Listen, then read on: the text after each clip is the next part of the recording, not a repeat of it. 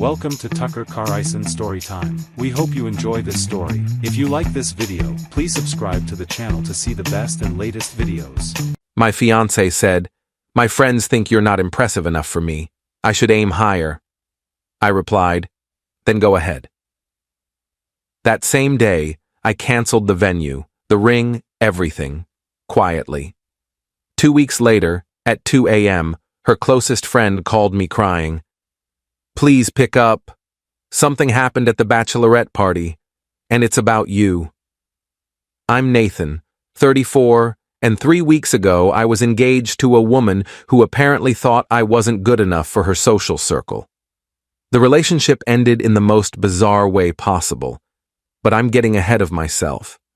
I'd been with Amy for 4 years, engaged for 6 months. We met through work. She was in PR. I did project management for a mid-sized construction firm. Nothing glamorous, but stable and well-paying. We had what I thought was a solid relationship. We traveled together, had the same sense of humor, talked about having kids someday. Her friends always seemed nice enough when we hung out, though I noticed they had a tendency to talk about money and status more than I was comfortable with.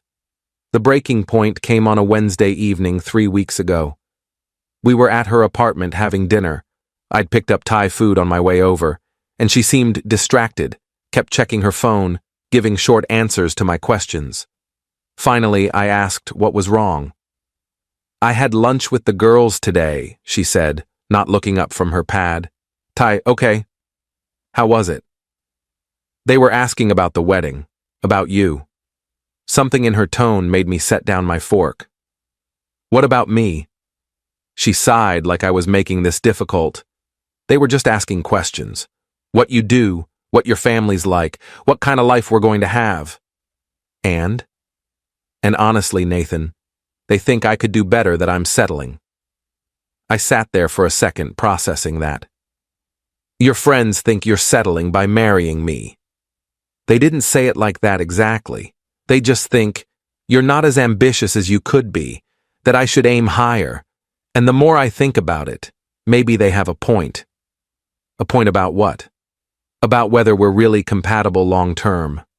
I mean, you're happy with where you are career-wise, but I want more. I want to travel first class, live in a nice neighborhood, send our kids to private schools. Can you provide that? I felt something cold settle in my chest. "I make good money, Amy. We've talked about our future. You've never said any of this was a problem before." "I know, but talking to the girls made me realize I've been, I don't know, not thinking big enough. They think I should be with someone more impressive, someone who makes them jealous, not someone who makes them ask, 'But what does he do exactly?' So your friends don't think I'm impressive enough, and now you agree with them." "I'm just being honest about my concerns." I nodded slowly. "Okay. Then go ahead and aim higher." She looked surprised. "What?" "If you think you can do better than me, go ahead and try. I'm not going to sit here and audition to be good enough for you or your friends. Either you want to marry me or you don't." "Nathan, don't be dramatic." "I'm not being dramatic. I'm being clear. You just told me I'm not impressive enough. You think you're settling. So don't settle. We're done." "Wait, you're breaking up with me over this?" "I'm trying to have an honest conversation." "No, you're telling me I'm not good enough while expecting me to somehow convince you otherwise. I'm not doing that." "You can have the ring back tomorrow. I'll drop it off."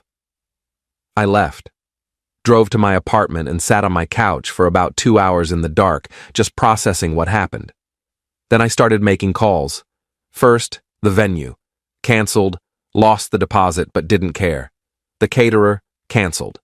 The photographer, canceled. I'd paid for about 70% of the wedding expenses because Amy was saving for the honeymoon.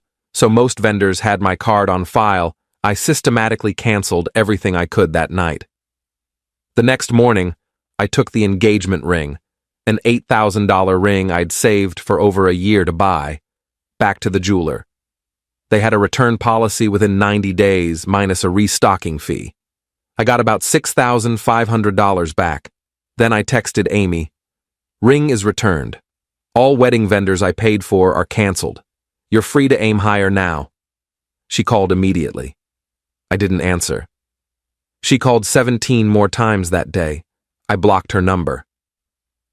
Update 1. The first week after the breakup was surreal. Amy tried to reach me through mutual friends, through social media, even showed up at my apartment once. I didn't answer the door. Our mutual friends were divided. Some thought I'd overreacted, others thought Amy had revealed her true colors and I'd dodged a bullet. What I didn't know was that Amy hadn't told anyone we'd broken up. She was still posting about wedding planning on social media, still talking to her friends about dress shopping. According to my friend Jake, who was friends with one of her bridesmaids, Amy was telling everyone I was going through something, and we were taking a short break. She wasn't accepting that the wedding was off. 2 weeks after the breakup, Amy's bachelorette party was scheduled for that weekend. I'd forgotten about it entirely until Jake mentioned it. The party was supposed to be in Nashville, a whole weekend thing with her 6 closest friends. I figured she'd cancel it once reality set in, but apparently she went through with it. At 2:47 a.m. on the Saturday night of her bachelorette party, I got a call from an unknown number. I almost didn't answer, but something made me pick up. Hello? Nathan? It's Jessica. Amy's maid of honor, crying so hard I could barely understand her. Jessica, what's wrong? I need to tell you something I can't. We can't let Amy do this to you. Oh my God, I feel so sick. Slow down. What are you talking about? The bachelorette party. We're in Nashville. Amy's been drinking all night and she told us everything. About why you broke up. About what she said to you. Okay? She told us her plan, Nathan. She's not accepting the breakup. She thinks if she just continues planning the wedding and shows up at the venue on the wedding date, you'll go through with it because you won't want to embarrass her in front of everyone. I sat up in bed. What? She rebooked everything. The venue, the caterer, everything you canceled. She's been using her credit cards and her parents' money. She told us tonight that she knows you were just upset and that on the actual wedding day, you'll show up because you love her. She said she's not letting you throw away what you have over one stupid comment. Jessica, we broke up. I told her we were done. I know, that's why I'm calling. She's delusional, Nathan. She thinks if she just pretends everything is fine, it will be. And her friends, these girls here, they're encouraging her. They keep saying you'll come around, that all guys get cold feet, that she just needs to be persistent. Where is Amy now? Passed out in the hotel room. But before she passed out, she said something else, something that made me physically ill. What? Jessica was crying harder now. She said if you don't show up to the wedding, she'll tell everyone you abused her, that she'll make up a story about why the wedding was canceled that makes you look like a monster. She said her friends will back her up, that no one will believe your side because she's more likable. I felt ice water in my veins. She said that? Yes, I swear to God, Nathan, I heard her say it. We all did. And most of these girls laughed like it was a joke. But I know Amy. She'll do it. She's so obsessed with not looking bad that she'll destroy your reputation to save face. Why are you telling me this? Because it's insane. You're a good guy. You didn't deserve what she said to you, and you definitely don't deserve this. I told Amy I thought she was wrong about you not being impressive enough. I told her she was being shallow and stupid, but she wouldn't listen. And now she's planning to either trap you into a wedding or ruin your life if you don't comply. I was quiet for a long moment. Are the other bridesmaids there with you? Yeah, most of them are asleep or drunk. But Melissa heard everything too. She's here with me. We both think you need to know. Can you record Amy saying this stuff, or get any of it in writing? I can try. She has our group text where she's been talking about the wedding like it's still happening. I can screenshot that. Do it. Send me everything. And Jessica, thank you for calling. I know that wasn't easy. After we hung up, I sat in bed staring at the ceiling trying to figure out what to do. 20 minutes later, my phone buzzed with screenshots. Amy's messages to her bridesmaids were unhinged. Nathan will come around. He's just being stubborn. He'll show up on the day because he won't want to humiliate me. And finally, if he doesn't show up, I'll just tell everyone he was controlling and I called it off. No one will blame me. Update 2. Sunday morning, I called a lawyer, explained the situation, showed him the screenshots Jessica had sent. He said while Amy hadn't technically done anything illegal yet, her threat to falsely accuse me of abuse could be considered defamation if she followed through. He advised me to document everything and prepare for the worst. I also called Amy's parents. Her dad picked up. "Mr. Patterson, it's Nathan. I need to talk to you about something serious." "Nathan, Amy said you two were working through some issues. Everything okay?" "No, sir. Everything is not okay. Amy and I broke up 3 weeks ago. I canceled our wedding, but apparently, she's been telling people we're still together, and she's rebooked everything." There was a long silence. "She said you were taking a break." "We're not taking a break. We're broken up. She told me I wasn't impressive enough for her and her friends. When I ended things, she refused to accept it. Now she's in Nashville telling her bridesmaids that if I don't show up to a wedding I didn't agree to, she'll falsely claim I abused her." Nathan, that's a serious accusation. I have proof. Her maid of honor called me last night. I have screenshots of Amy's messages. She's planning to either force me into this wedding or destroy my reputation. I wanted you to hear this from me before it escalates. Mr. Patterson asked me to send him the screenshots. I did. He said he'd call me back. He called back 2 hours later. I talked to Amy. She's not in a good place, Nathan. She admitted she's been in denial about the breakup. She swears she wouldn't actually make false accusations, that she was drunk and talking nonsense. With all due respect, sir, drunk words are sober thoughts. I can't trust that she won't go through with it. I understand. I'm going to get her home from Nashville today, and we're going to have a family conversation. I'm also going to make sure the wedding vendors are contacted and everything is definitively canceled. You have my word. Thank you. Nathan, for what it's worth, I think Amy made a terrible mistake. You've always been good to her. I'm sorry it ended this way. Update 3. Amy's parents did cancel everything and apparently staged some kind of intervention. Jessica texted me updates over the next few days. Amy was forced to tell her friends the truth, that we were broken up, that she'd sabotaged the relationship by telling me I wasn't good enough, and that her plan to wait me out had failed spectacularly. The friend group imploded. Jessica and Melissa both distanced themselves from Amy, disgusted by her behavior. The other bridesmaids apparently felt deceived and embarrassed that they'd been helping plan a wedding that wasn't happening. Amy's reputation in her social circle took a massive hit. 4 days after the Nashville incident, Amy sent me a long email. It was partly apologetic, partly defensive, and included a lot of excuses about how she'd been confused and influenced by the wrong people.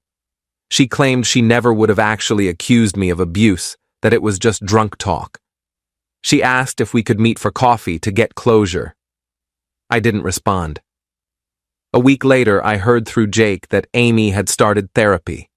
Her parents had apparently made it a condition of continuing to support her financially.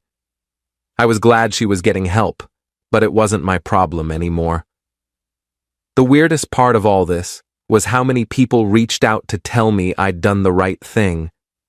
Friends I hadn't talked to in years, even Amy's cousin, who I'd met maybe twice, sent messages saying they'd always thought Amy was too focused on appearances and status. It was validating, but also made me wonder how many people had been thinking that while we were together. Final update. It's been 2 months since the breakup. I'm doing well, all things considered. I've been focusing on work, started going to the gym more consistently, and reconnected with some friends I'd neglected during the relationship. Jessica and I have stayed in touch, just as friends. She feels guilty about not speaking up sooner about Amy's behavior. I told her she doesn't need to feel guilty.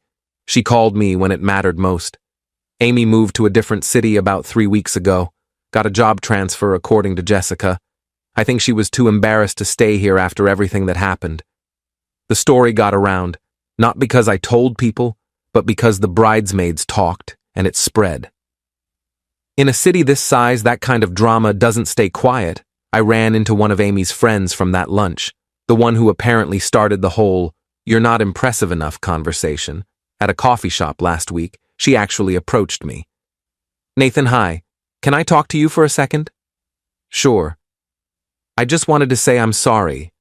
For what I said about you to Amy, I didn't think she'd actually take it seriously, and I definitely didn't think it would blow up like this." "What exactly did you say?" She looked uncomfortable. "I asked if you were really ambitious enough for her lifestyle. It was stupid and judgmental. I was projecting my own issues onto your relationship. Amy's always been a little insecure about how she measures up, and I think I fed into that. I feel terrible." "Did you know she was planning to go through with the wedding anyway?" "No, I swear I didn't know about that until after Nashville. When I found out what she said about making false accusations, I was horrified. That's not okay." "No, it's not. For what it's worth, I think she really did love you. She just got it in her head that she needed to be with someone more flashy to prove something to people. It was never really about you." I nodded. "Thanks for apologizing. I appreciate it." She left, and I sat there with my coffee thinking about what she'd said. Amy loved me, but not enough to defend me to her friends, not enough to be proud of what we had instead of chasing some imaginary better option. That kind of love isn't enough. I'm not bitter anymore, just relieved. Relieved that I found out before the wedding. Relieved that Jessica called me that night. Relieved that I didn't waste more years with someone who saw me as a status symbol instead of a partner. The engagement ring money is sitting in a savings account. I'm not sure what I'll do with it yet. Maybe a trip somewhere I've always wanted to go. Maybe just let it sit there as a reminder that I made the right choice. Amy's parents sent me a card last week apologizing for everything and thanking me for handling it with maturity. That was unexpected but nice. As for dating again, I'm not there yet, but I'm open to it eventually. Next time, I'll be more careful about someone's values, about whether they see me as enough, exactly as I am, without needing to be more impressive for their friends. I learned that the right person won't need to aim higher because they'll already know they hit the target.